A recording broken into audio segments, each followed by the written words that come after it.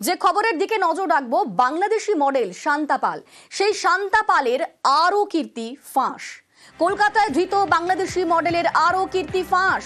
কলকাতার বাসিন্দা পরিচয়ে থানায় যান শান্তা পাল। প্রতারণার অভিযোগে থানায় যান শান্তা পাল। ঠাকুরপুকুর থানায় লিখিত অভিযোগ করেন শান্তা। আমাদের সঙ্গে এই মুহূর্তে সরাসরি রয়েছেন প্রতিনিধি রৌনক। রৌনকের সঙ্গে কথা বলবো। রৌনক, এই শান্তা পাল বাংলাদেশি মডেল, তার সম্পর্কে আর কি কি তথ্য আমরা পাচ্ছি? দেখা একেবারেই কয়েক মাস আগেই তাদের একটি নিওয়ালিপুরে তার সঙ্গী একটি ফ্ল্যাট কিনেছিলেন। সেই ফ্ল্যাটে নাকি ইন্টেরিয়ার ডেকোরেশনের কাজ চলছিল এবং সেখানে তার কাছ থেকে প্রায় 10 থেকে 12 লক্ষ টাকা প্রতারণা করা হয়েছে। সেই কারণেই ঠাকুরপুকুর থানায় তিনি গিয়ে লিখিত অভিযোগ দায়ের করেন এবং তার এই ভুয়ো পরিচয়পত্র দিয়েই লিখিত অভিযোগ দায়ের। এবং শুধু তাই নয়, যেখানে তিনি কলকাতার বাসিন্দা এমনটাই কিন্তু উল্লেখ রেখেছেন। বিশেষ করে গল্ফগ্রিনের তার যে আধার কার্ডটি পাওয়া গেছে, সেই গল্ফগ্রিনের আধার কার্ডটাকে এই অভিযোগ পেপারে দেখেই কিন্তু তিনি তার অভিযোগ জানিয়েছেন এবং যে ব্যক্তির বিরুদ্ধে তিনি অভিযোগ করেছেন তাকেও তিনি বাংলাদেশ হিসেবে আখ্যা দিচ্ছেন। তার সোশ্যাল মিডিয়া অ্যাকাউন্টে পোস্ট করছেন যে এই ব্যক্তি নাকি বাংলাদেশের নাগরিকত্ব হোল্ড করছে, এছাড়াও ভারতের আধার কার্ড তার কাছে পাওয়া যাচ্ছে। অর্থাৎ নিজে ভুয়ো পরিচয়পত্র তৈরি করে এরম দীর্ঘদিন ধরে কলকাতায় বসবাস করছিলেন, দিনের পর দিন একটা করে অ্যাসেট তৈরি করে যাচ্ছিলেন।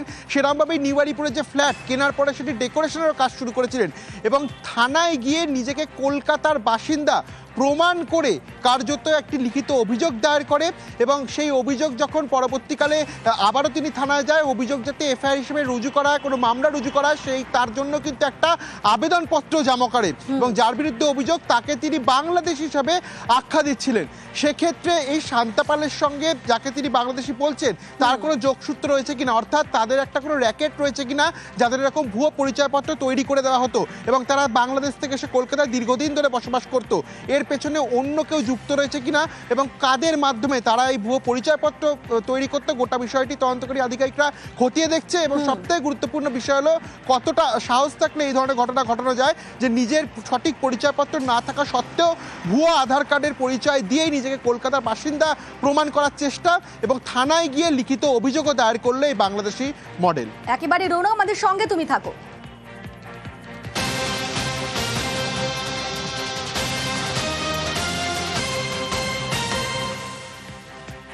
আর এই বাংলাদেশি মডেল শান্তার পরিচয়পত্র ভুয়ো এমনটা জানা ছিল না, এমনটাই দাবি করছেন প্রেমিক। তার প্রেমিকের নাম আশরাফ।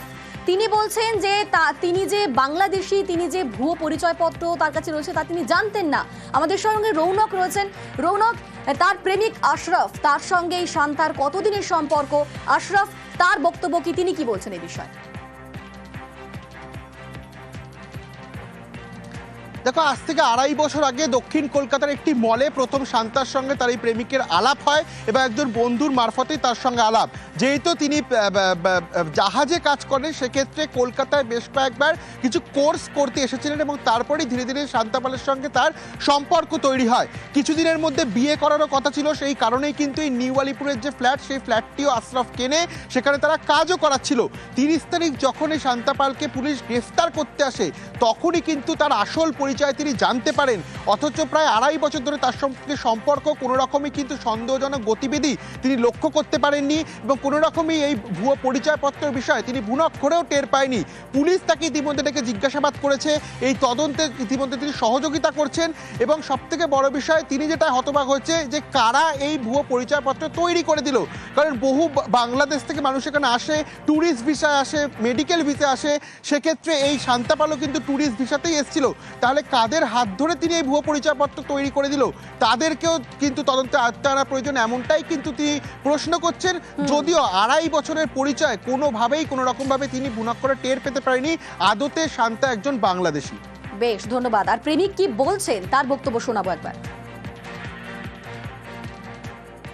मैं इधर में कोर्स करने आया था, तो उसके माध्यम से हमने मिला और उसके बाद में कुछ दिन हम लोग मिलते रहे, ऐसे ही नॉर्मली मिलते मिलते वही बीच में प्यार हो गया।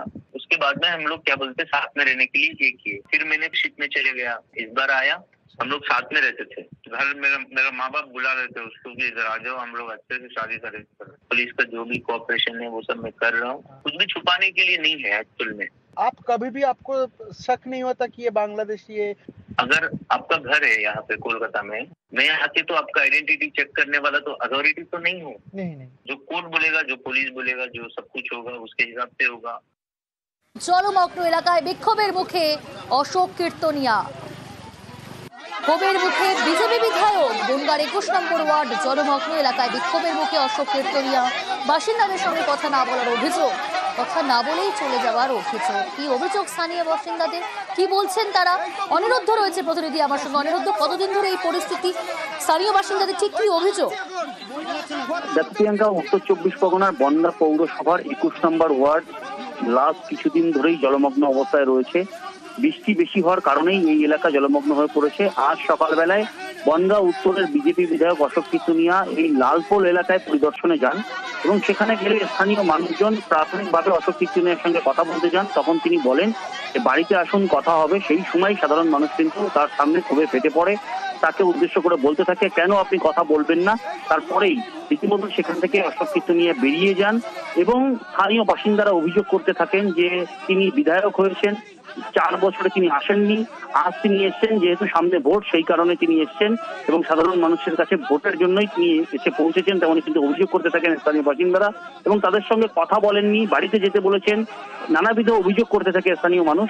পরবর্তীতে কিন্তু এই বিষয়ে বনগাঁ উত্তরের বিজেপি বিধায়ক অশোক কীর্তনিয়া অভিযোগ তুলেছেন যে স্থানীয় যিনি তৃণমূল কংগ্রেসের কাউন্সিলর আছে সুরজিৎ দাস, তিনি তৃণমূল কংগ্রেসের কর্মীদেরকে দিয়ে এই বিক্ষোভ করিয়েছেন, কোনো সাধারণ মানুষ বিক্ষোভ দেখাননি।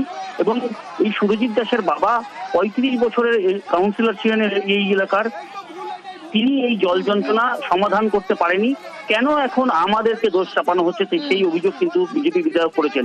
পাল্টা তৃণমূল কংগ্রেসের যিনি কাউন্সিলর আছেন তিনি অভিযোগ করেছেন যে অশোক কীর্তনিয়া এলাকার ভৌগোলিক অবস্থান চর্চা শুরু হয়েছে। বেশ অনিরুদ্ধ।